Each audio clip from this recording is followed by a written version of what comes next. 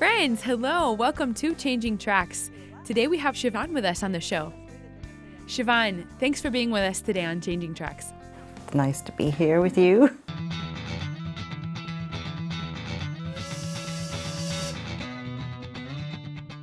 Siobhan, tell us a little bit about your family growing up. What was it like? Okay, well,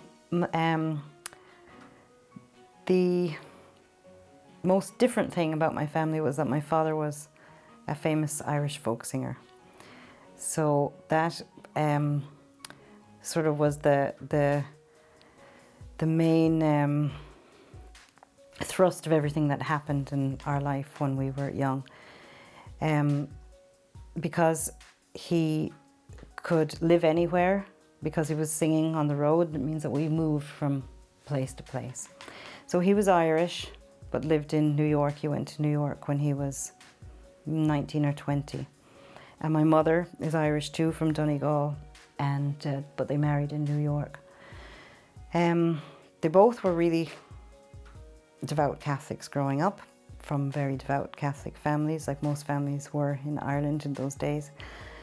But in America, New York, and in the Irish music scene, and with all the things that were going on, and with fame and everything else, Irish Catholicism was not very fashionable. So they fell away from their faith, and when I was growing up, we didn't practice any faith at all in our home. There was never a prayer, there was no holy pictures. We were sent to Catholic schools because they were good schools and it was a safe place. And my father had this idea that if we got the same kind of education that he got, and if we had the same kind of faith that he was given, we would eventually lapse like he did and reject it, but we wouldn't be tempted to run off and join a cult. That was his biggest fear, that we would run away and join some kind of a strange cult if we didn't have something to rebel against. So it was a strange way of thinking. So he tried to push you away from the faith. Did you talk about it? All the time. We talked about God, the nature of the universe, does God exist, religion, on a daily basis, almost all the time. It was constantly talked about, but what we would learn in school, at our Catholic school, when we'd come home, he'd unteach us everything that we'd learnt at school and tell us how wrong it was. And he didn't like the church, he didn't like the Catholic religion, he totally rejected it completely. And he actually said, which is very sad, is that it was a painful process to shed his faith. He actively tried to shed his faith when he was in America. And that was a very sad thing. But we were always questioning what was the truth, how did the universe come into existence, and our spirituality, all that kind of stuff. And it was kind of like anything but Catholic. And was your mom the same? Yeah, she was more or less the same way. Yes, and that was the kind of home. The goals were always to party, to have fun, and we did have a lot of fun. We had a lot of parties. We had people come and stay with us, great singers and musicians. There was always Irish people or Scottish people coming to stay with us. We lived in Calgary, Alberta, and we lived in New Hampshire, and these people would come and stay for days and weeks. So there was always fun, and there was always interesting people. And we had a nice house, and at certain times my father earned quite good money for, we weren't super rich or anything like that, but we had everything that we'd need, and we ate out at nice restaurants a lot. We traveled, we went on holidays to the Bahamas and Florida, and we came back to Ireland every summer. And it was from the outside looking in, it was a kind of life that everybody would be really envious of. But there was a lot of coldness in our house, and it was like, I've often described it as, it was like a ship there was great fun on the ship, but it was going nowhere. It was going in no direction. It was just being tossed by the waves. And it was what it was like. It was fun, but there was no stability. There was no faith going on. Could you perceive that at that age?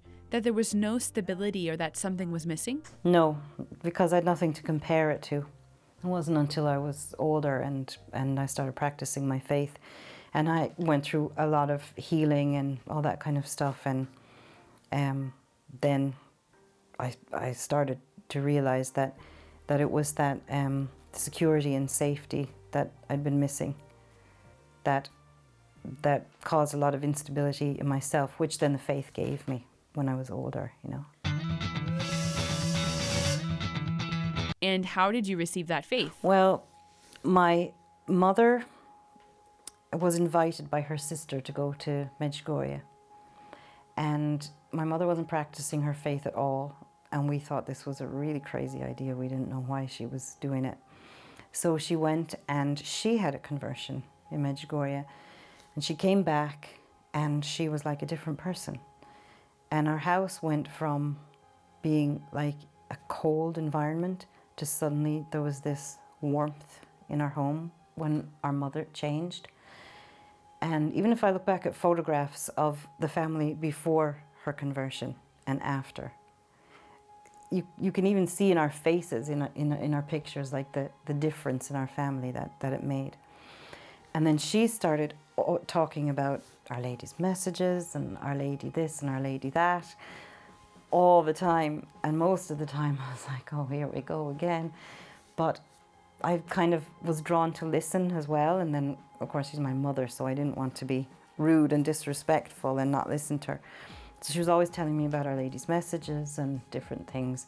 And some of it started to sink in. And then about 2 or 3 years after she had gone, my aunt offered to pay for me to go on a pilgrimage to Medjugorje with them. It was actually a little bit of money that my grandfather had left her that she was using to bring some family members. And he'd been my sponsor for my confirmation, so it was kind of... How old were you?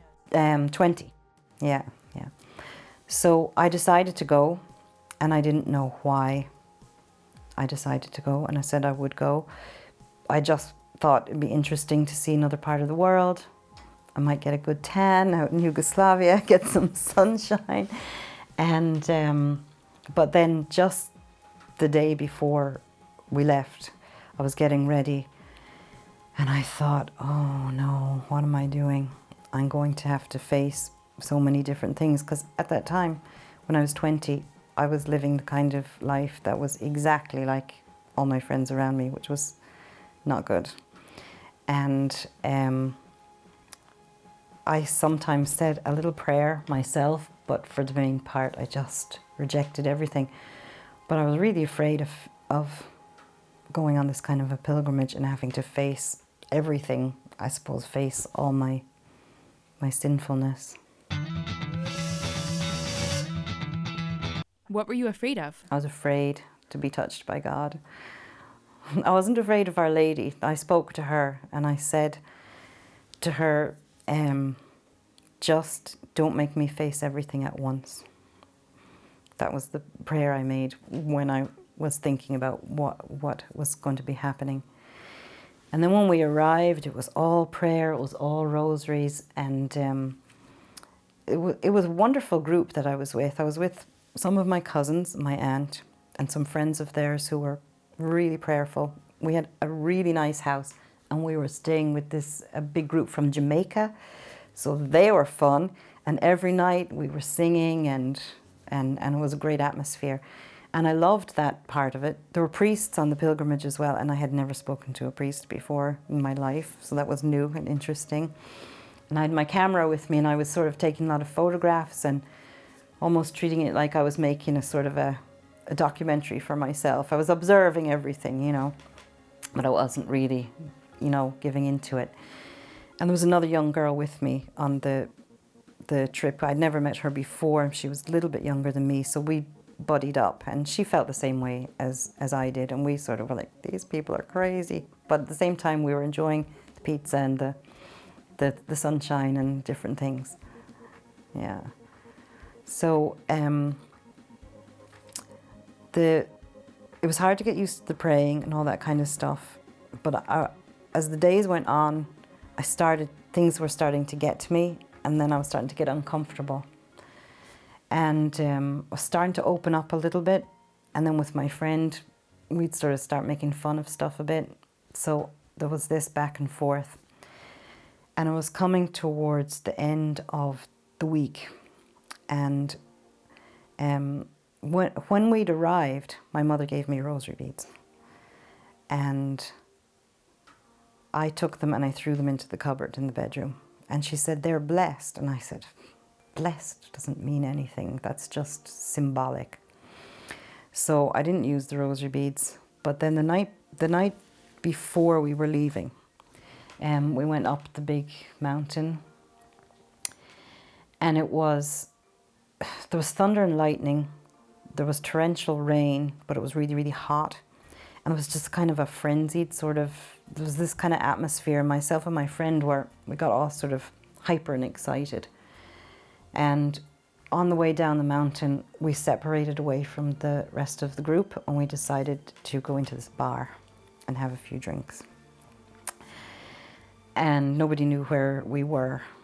So we sat in this booth, and there was all these men in the bar, and they surrounded us, like standing behind us, and one of them sat at the end of the table. So we were kind of like really hemmed in, and we were smoking and we were drinking.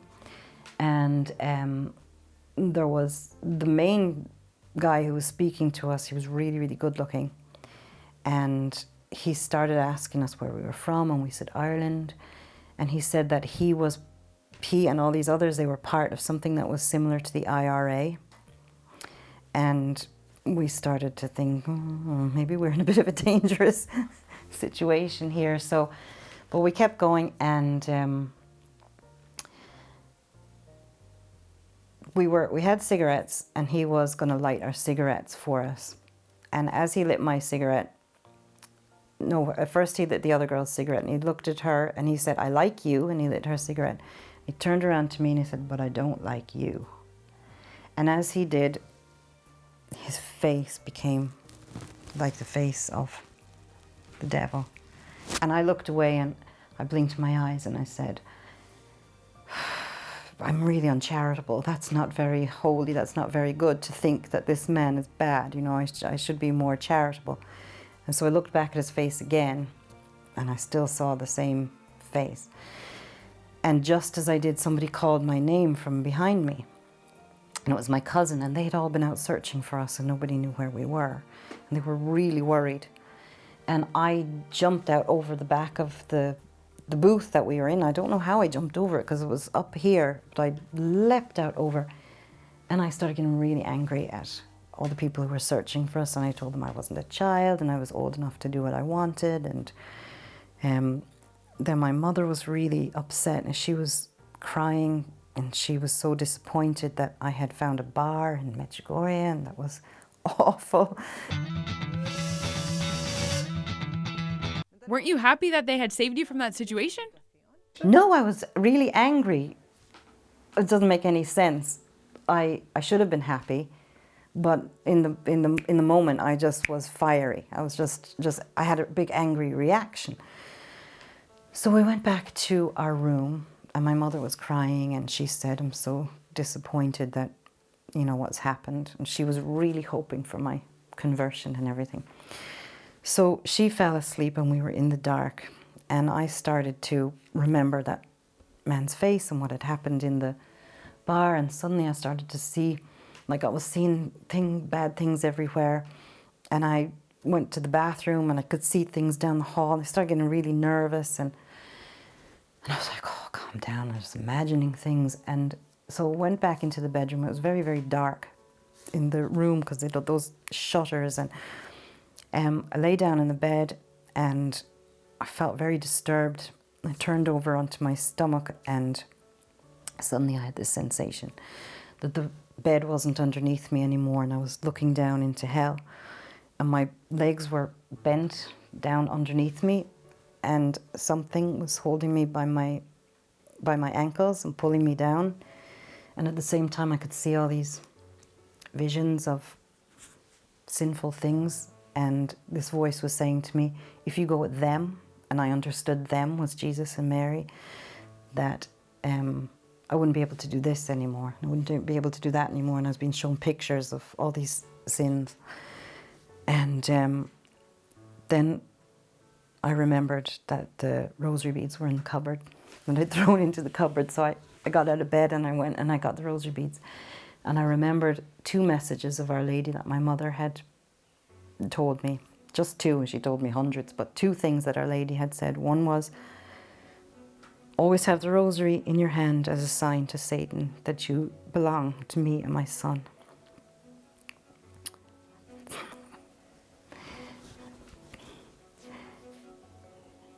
And the other one was,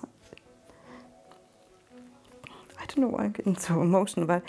The other one was decide for Mary and Jesus. So I just got the rosary and I said, I decide for Mary and Jesus. I decide for Mary and Jesus. I decide for Mary and Jesus.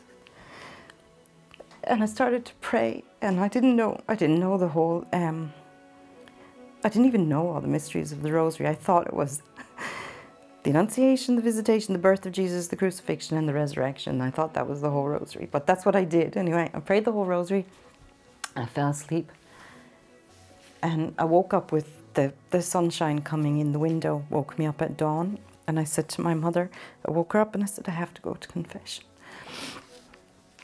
So we left the house and we went down to the church, and there was one priest hearing confession. There was no one around because it was just daybreak. There was one priest and he was American, so he could speak English. Why did you decide to go to confession? Did you feel that like you had to, or was it out of fear? No, not at all. I think when I saw the light coming in the window in the morning, I was just so happy that that night was over. And it was like it was a new beginning. I knew then my life was completely changed. I just knew that was it. And I didn't think when I woke up, I better wake my mother up and tell her I have to go to confession. I just said, I have to go to confession. And she said, okay. So we went down to the church and there was a priest there, and I went to confession. And later that day, it was the final mass. We were leaving that night, and there was a big outdoor mass because it was the anniversary of the first apparition. So it was the 25th of June. It was a big outdoor mass. And I was standing right by the altar at behind. So the priest was facing people there, but I was right behind. I think I was trying to get some shade from the sun. And at the elevation of the host, I just knew. I just said, that's Jesus. I was just given like that gift of faith. I didn't have to think, is it, isn't it? I just said, yeah, that is Jesus' true presence. And I just absolutely knew. And that was the beginning of my faith. And when I came back, people were saying to me, this is just a phase. It'll last about 3 weeks. And that was in 1989. Obviously, that confession changed your life, right? How was that experience? Well, I was only able to confess one sin before I couldn't speak anymore because I was crying so much. So I got absolution. It was just the one main sin that I needed to confess. And that was so hard to confess.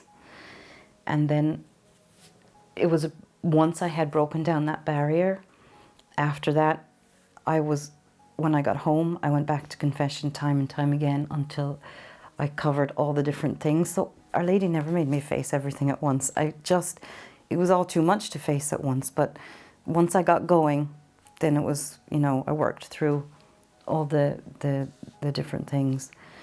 But very quickly when I came back, I found a prayer group. I made new friends.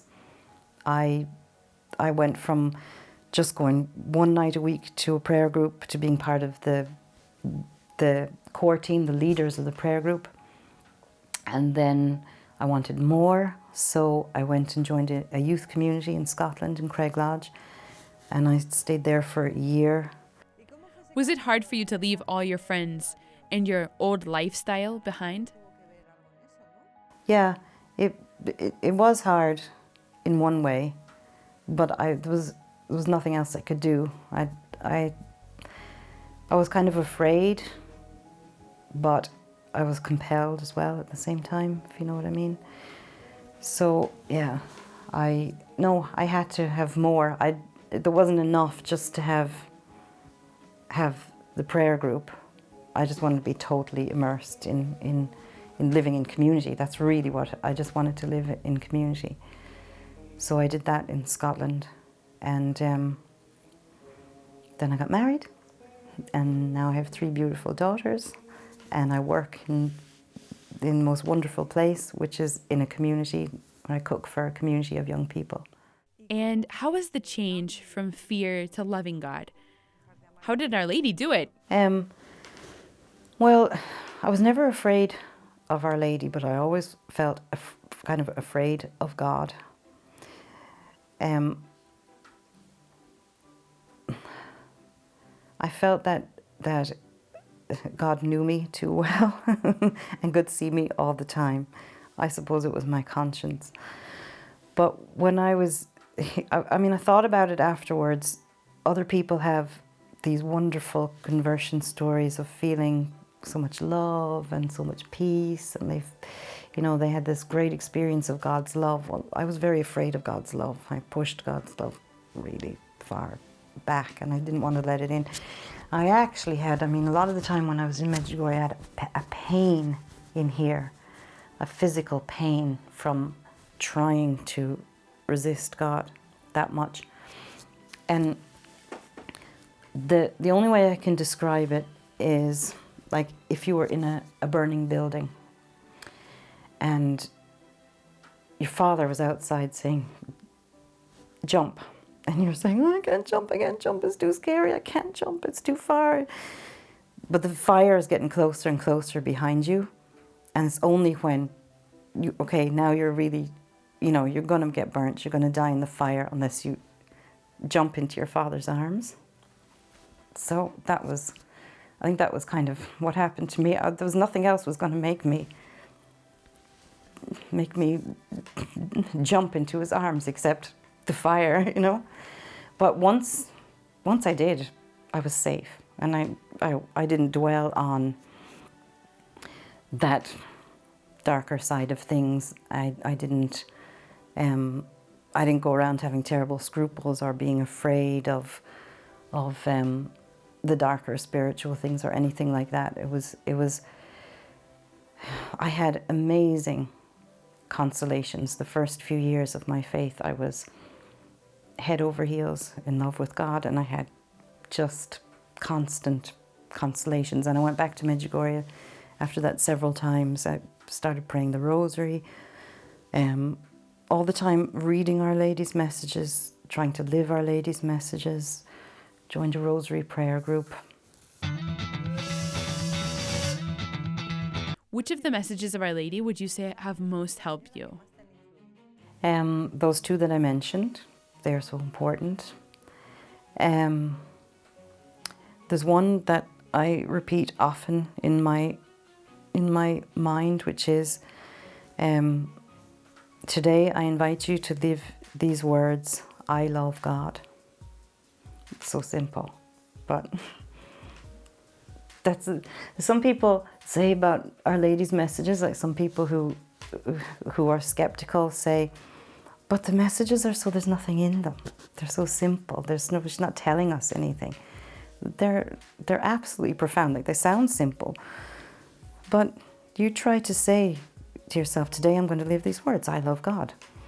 So what do you do if you're going to love God? Well, it changes all of your behavior and how you live your life completely.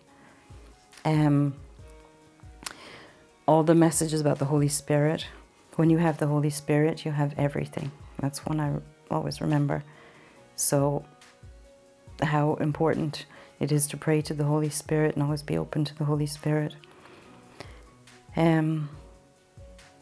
those would be kind of just the simple ones that always play in my mind. Yeah. There could be people watching this that think, if I change, I can't have any fun. I won't be able to do this. I won't be able to do that. What would you say to them to encourage them to take that leap? I would say that when I left school, I went to art college. I had a life growing up of parties. I had the life in art college of parties and the fun that people think that you would have. There was lots of pubs, there was lots of gigs, there was lots of drinking, there was lots of everything. I never, ever, ever had as much fun as I had when I was with other people of faith. And there was never any drinking or drugs or anything like that involved. It was just good, joyful, clean, happy fun. Singing and making up songs and laughing and being just completely able to be yourself and being accepted as yourself and accepting others as they are. And it was so much fun and no hangovers. Siobhan, thank you for sharing all of this with us. It is beautiful to see how sometimes Our Lady pushes her children so that they leap into the Father's arms because she knows that that's the best place for them. He loves us most and gives us eternal happiness. Thank you for your testimony today. You're very welcome. God bless.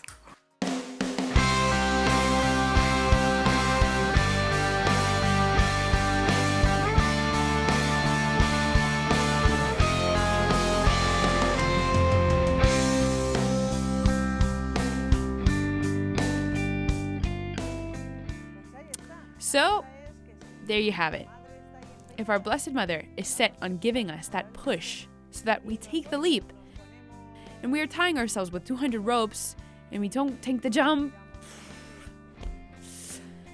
we might be afraid, yes, but the reward is so great that we shouldn't be afraid.